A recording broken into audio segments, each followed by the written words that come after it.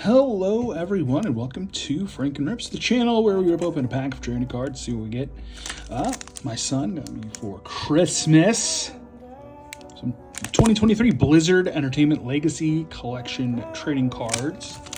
We have some parallels, so let's rip and see what we got. From Overwatch, I believe, Soldier 76.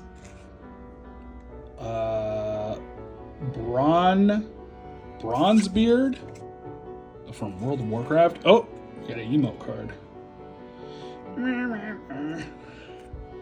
Overwatch, that's Junkrat. We have a green parallel of Deathwing from World of Warcraft. It's pretty cool. It's uncommon, it says. Lady Vashj from World of Warcraft and Undine Lothar from World of Warcraft. But the pick of the pack